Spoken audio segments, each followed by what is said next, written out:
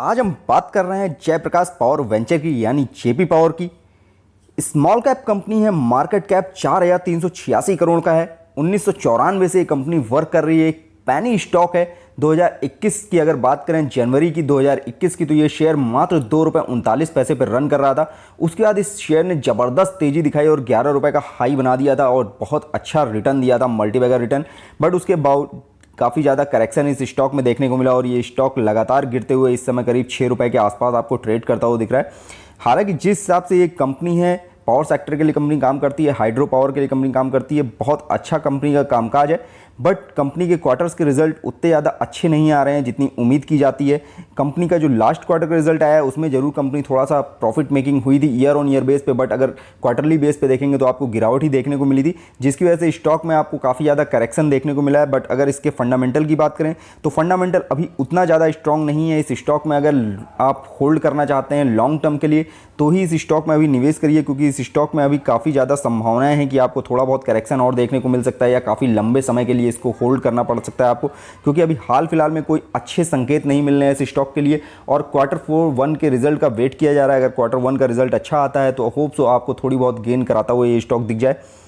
But एक news और निकल के आ रही है इस स्टॉक के अंदर की कमर्शियल कोल माइनिंग के लिए जो ऑक्शन हुआ था उसमें 29 कंपनियों से ज़्यादा कंपनियों ने बिडिंग की थी, जिसमें जयप्रकाश पावर वेंचर का भी नाम है, उसने भी बिड किया है कोल माइनिंग के लिए। तो उम्मीद है कि अगर ऐसा कोई प्रोजेक्ट ये इस कंपनी को मिलता है तो इस कंपनी के स्टॉक में आपको अच्छी ग्रोथ होती हुई दिख सकती है। इस समय अगर कंपनी के फंडामेंटल को आप देखेंगे तो इसका पी रेशियो जो देखने को मिल रहा है वो 39.22 है, पीबी इसका 0.41 है, सेक्टर पी 26.32 है, सेक्टर पीबी 3.71 है। डिविडेंड कंपनी किसी तरह का कोई प्रोवाइड नहीं कर रही है। कंपनी काफ़ी दिनों से डिविडेंड नहीं दे रही, यानी काफ़ी साल हो गए हैं, 2-3 साल से ज़्यादा हो गया है कंपनी डिविडेंड प्रोवाइड नहीं कर रही। बट इस सेक्टर की जो अदर कंपनियां हैं पावर सेक्टर से जुड़ी, उनका डिविडेंड देखेंगे तो 1.45% देखने को मिलेगा। हालांकि कंपनी का फंडामेंटल इस समय आपको पॉजिटिव में रन करता हुआ दिख रहा है। इस समय कुछ भी आपको नेगेटिव में नहीं देखने को मिल रहा है। ये एक अच्छी चीज़ है, यानी इस स्टॉक में अगर लॉन्ग टर्म के लिए होल्ड किया जाता है तो आपको ये स्टॉक बेनिफिट कराता हुआ दिख सकता है।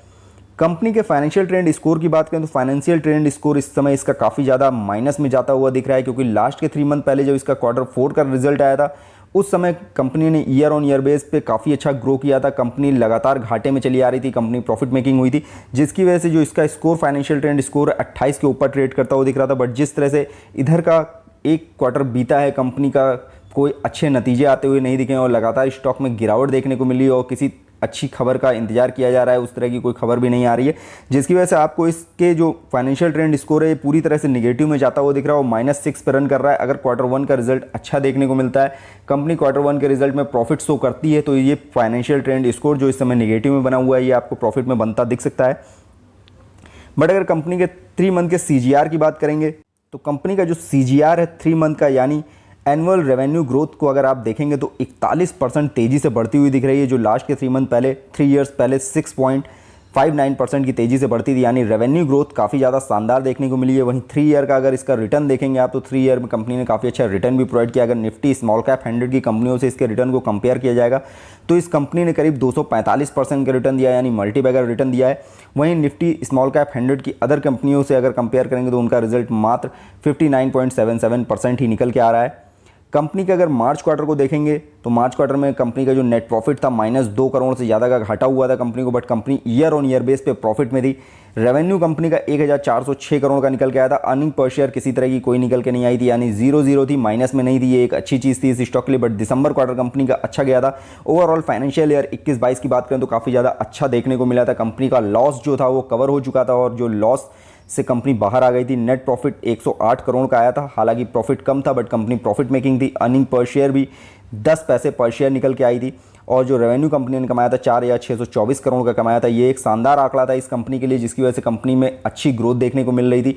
बट उसके बाद से कंपनी के स्टॉक में गिरावट देखने को मिल रही है और Q1 के जिस तरह से रिजल्ट का वेट किया जा रहा है, अगर Q1 का रिजल्ट पॉजिटिव में आता हुआ दिखता है तो इस स्टॉक में भी आपको पॉजिटिव मूवमेंट बनते हुए दिख सकते हैं। कंपनी के फाइनेंशियल ट्रेंड स्कोर को देखेंगे, काफ़ी अच्छा ग्रो करती हुई कंपनी लास्ट के 2 साल से दिखी है। 2 साल में कंपनी का जो रेवेन्यू और नेट प्रॉफिट बढ़ा है, काफ़ी अच्छा देखने को मिला है। कंपनी का रेवेन्यू में 2022 में काफ़ी अच्छी ग्रोथ देखने को मिली है। प्रॉफिट भी कंपनी का 11 करोड़ के आसपास का निकल के आया, यानी 2019 और 20 में जो कंपनी काफ़ी ज़्यादा लॉस में थी उससे काफ़ी अच्छे प्रॉफिट में आती हुई ये कंपनी दिखी है, क्योंकि 2020 में कंपनी को 2000 करोड़ से ज़्यादा का घाटा हुआ था। बट उसके बाद जिस तरह से कंपनी ने रिकवरी की है वो एक अच्छे आंकड़े हैं इसके लिए, और उम्मीद की जा रही है कि ऐसे आंकड़े आगे भी आने वाले समय में आपको देखने को मिल सकते हैं, जिसकी वजह से कंपनी के स्टॉक प्राइस में भी आपको अच्छा ग्रोथ होता हुआ दिख सकता है। कंपनी का जो मार्च क्वार्टर का रिजल्ट आया था, इसको आप क्वार्टरली बेस पे अगर आप देखेंगे तो काफ़ी अच्छा इंप्रूवमेंट देखने को मिला था। कंपनी ने टोटल इनकम में 5.5% के आसपास की ग्रोथ की थी। एक्सपेंसेस में भी शानदार कमी देखने को मिली थी, कंपनी के 7.5% से ज़्यादा एक्सपेंसेस कम हुए थे, यानी कंपनी खर्चों में कटौती कर रही थी।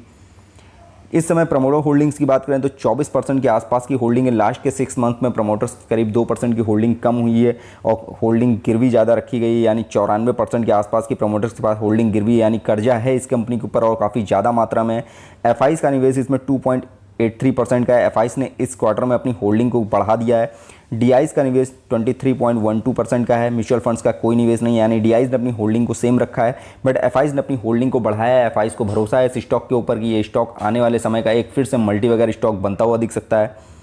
इसके रिटर्न को अगर एफडी से कंपेयर करेंगे तो अभी इतना अच्छा रिटर्न इस स्टॉक का नहीं निकल के आ रहा है। इस स्टॉक में जिन्होंने लॉन्ग टर्म होल्ड किया उन्हीं को अच्छा रिटर्न गेन हुआ है।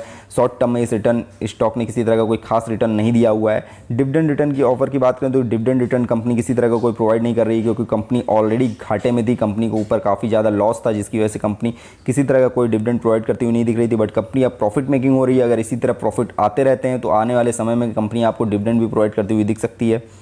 एंट्री पॉइंट की बात करें तो इस समय ग्रीन सिग्नल जरूर शो कर रहा है, यानी काफ़ी ज़्यादा लो लेवल पे ये स्टॉक आपको ट्रेड करता हुआ दिख रहा है। 11 रुपये 15 पैसे इसका बाउंड वीक का हाई बना हुआ है, उसके हिसाब से ये स्टॉक आपको 6 रुपये के आसपास ट्रेड करता हुआ दिख रहा है। तो काफ़ी ज़्यादा नीचे ये स्टॉक ट्रेड कर रहा है, तो इस समय इसमें खरीदारी की जा सकती है। रेड फ्लैग फाउंड, यानी रेड फ्लैग इस स्टॉक के ऊपर एक लगा हुआ है, क्योंकि इसमें प्रमोटर्स की होल्डिंग जो है 94% के आसपास गिरवी रखी हुई है, यानी मार्केट से काफ़ी ज़्यादा कर्जा इस कंपनी ने उठा रखा है। वो एक चिंता का विषय जरूर है इस कंपनी के लिए।